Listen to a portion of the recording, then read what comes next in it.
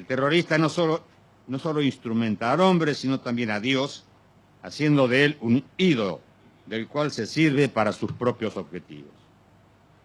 El terrorismo se basa en el desprecio del hombre. Pero es precisamente por eso, no solo comete crímenes intolerables, sino que en sí mismo, cuando recurre al terror como estrategia política y económica, es un auténtico crimen contra la humanidad. Dentro de esta orgía de violencia, quiero destacar que fui objeto de 6 atentados contra mi vida, los cuales llegaron a materializarse, sin que, gracias a Dios, cumplieran con su cometido. El primero de ellos, ocurrido el 16 de marzo de 1976, fue comandado por Berbisky, el perro, quien resultó posteriormente enjuiciado severamente por la dirigencia de la organización Montoneros en razón de haber abandonado el lugar de los hechos sin haber comprobado previamente los resultados de la operación y fundamentalmente haber cubierto la retirada del personal participante. La legítima defensa. En el mes de enero de 1975, la señora de Perón dictó un decreto por medio del cual ordenaba el empleo de las Fuerzas Armadas para combatir al terrorismo hasta su aniquilamiento, pero geográficamente limitado a una zona de operaciones en la provincia de Tucumán. Para entonces el país vivía un clima agobiante, signado por la angustia que soportaba la sociedad ante la dimensión que adquiría día a día la agresión terrorista. Ante ese desasosiego y la radicalización que adquiría el enfrentamiento iniciado por los grupos terroristas, en los primeros días del mes de octubre de 1975, el doctor Luder, provisionalmente a cargo de la presidencia de la Nación, la señora de Perón se encontraba en Ascochinga, en uso de licencia por razones de salud, convocó a una reunión de gabinete para determinar qué hacer frente a la dimensión que había cobrado el accionar subversivo. A dicha reunión fuimos invitados los comandantes generales, quienes debíamos exponer también nuestros puntos de vista sobre el particular. Por ser un problema típicamente terrestre, correspondía al ejército la responsabilidad primaria, y en esa condición, con el acuerdo de mis camaradas de las otras 2 fuerzas, debí exponer. En extrema síntesis dije entonces que habiéndose agotado la instancia de represión a cargo de las fuerzas policiales y de seguridad, sin lograr restablecer el orden alterado, y ante la inoperancia de la justicia, que por temor no había dictado una sola condena desde el 25 de mayo de 1973 hasta la fecha, a pesar de la magnitud de los hechos producidos por los elementos terroristas, parecía llegado el momento de apelar, como último recurso, al empleo de las Fuerzas Armadas a fin de combatir al terrorismo subversivo. Agregué que la decisión de emplear a las Fuerzas Armadas para cumplir con este cometido implicaba, de hecho, reconocer un estado de guerra interna, con sus consiguientes secuelas. Entre otras, que las Fuerzas Armadas no estaban preparadas para reprimir. No disponían de balines de goma, ni escudos, ni bastones, ni carros hidrantes.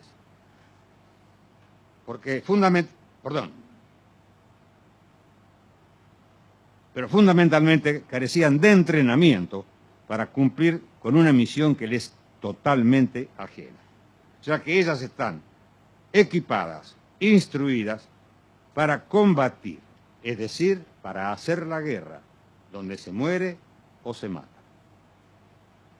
En atención a ello se propusieron 4 cursos de acción en grado creciente de libertad de acción. El primero, muy pautado, garantizaba que no se cometieran errores o excesos, pero hacía suponer una prolongación sine die del conflicto. Entendíamos por excesos delitos cometidos que pudiera cometer, el personal militar al amparo de la guerra a desarrollar. Vale recordar que al término del proceso de reorganización nacional, se hallaban cumpliendo condena más de 250 uniformados acusados de haber cometido delitos de esa naturaleza.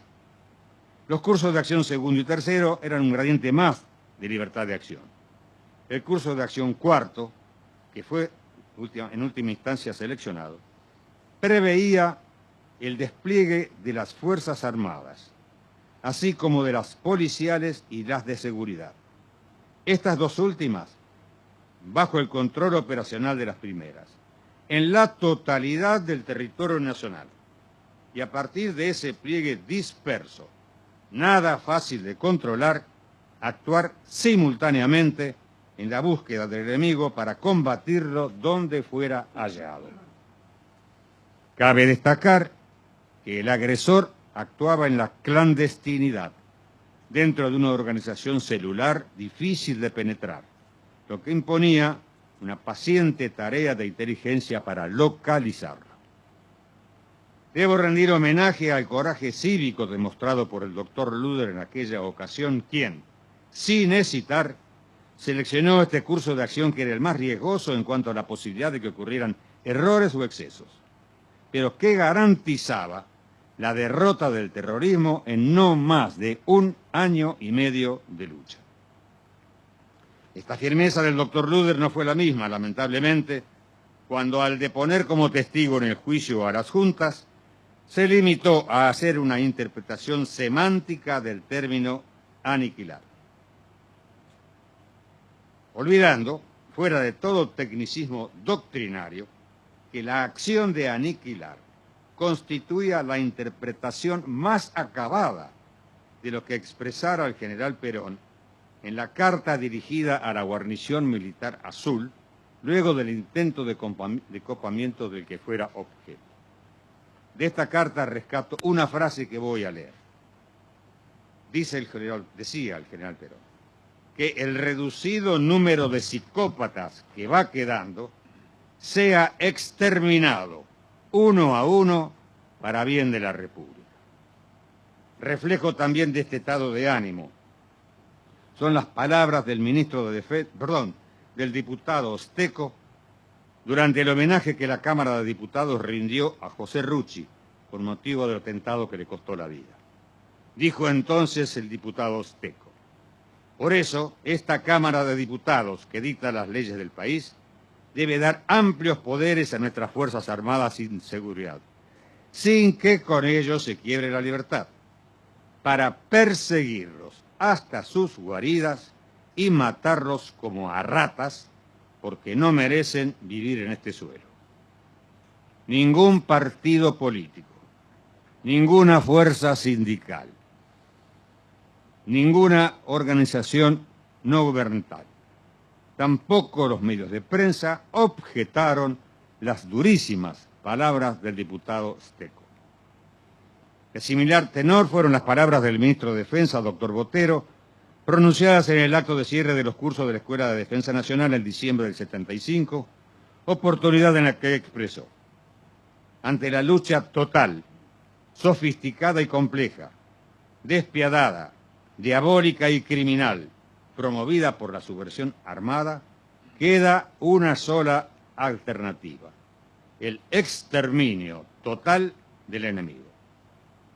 Como complemento de los decretos firmados por el doctor Luder, el ministro de Defensa impartió la directiva número 1 y a partir de ella impartir la directiva número 404, lucha contra la subversión, bastante comentada en los últimos días, mediante la cual se puso en ejecución por parte del Ejército el planeamiento correspondiente a la hipótesis de conflicto marco interno. A los fines de esta guerra, cada una de las Fuerzas Armadas tenía asignadas zonas territoriales donde ejercían sus responsabilidades operacionales sus respectivos comandantes generales. Corolario. Bien podemos decir entonces que la nación argentina hubo de afrontar, de hecho y de derecho, un conflicto bélico interno, irregular en su forma, de carácter revolucionario, con profunda raíz ideológica, alentado desde el exterior. Así lo reconoció tiempo después la Cámara Federal, a la cual desconocí por no tener competencia para juzgarme toda vez que no era mi juez natural, sino una comisión especial fulminada por el artículo 18 de la Constitución Nacional, cuando dicho tribunal, al dictar sentencia en la causa número 13/84, llamada de los comandantes, sin mencionar la figura de genocidio, así como tampoco la existencia de delitos de lesa humanidad, entre otros conceptos, expresó que, en consideración a los múltiples antecedentes ocupados en este proceso, las características que asumió el terrorismo en la República Argentina, cabe concluir que, dentro de los criterios de clasificación expuestos, el fenómeno se correspondió con el concepto de guerra revolucionaria. Agrega que algunos de los hechos de esta guerra habrían justificado la aplicación de la pena de muerte prevista en el Código de Justicia Militar. Finalmente, que, como consecuencia de lo hasta aquí expuesto, debemos admitir que en nuestro país hubo una guerra interna iniciada por las organizaciones terroristas contra las instituciones del propio Estado argentino. Algunos han calificado esta guerra como una guerra sucia. Yo en principio me niego a aceptar este calificativo, porque sería aceptar la existencia de guerras sucias y limpias. Prefiero seguir a Santo Tomás, que expresa, reconociendo la existencia de guerras justas o injustas, y agrega que las guerras defensivas como la que hubo en nuestra patria, en general son guerras justas. Acepto, sí, que cada guerra tiene sus peculiaridades o características propias que la hacen distinta a una de la otra. Y esta guerra, nuestra guerra, tuvo ese tipo de particularidades. Ante todo, no fue una guerra clásica, fue una guerra irregular. Y dentro de esa irregularidad, yo personalmente opino que su signo distintivo fue la imprecisión. Fue imprecisa en su comienzo, a tal punto que me pregunto, ¿quién, a ciencia cierta, puede decir cuándo comenzó esta guerra? Al margen de los decretos que le dieron forma jurídica.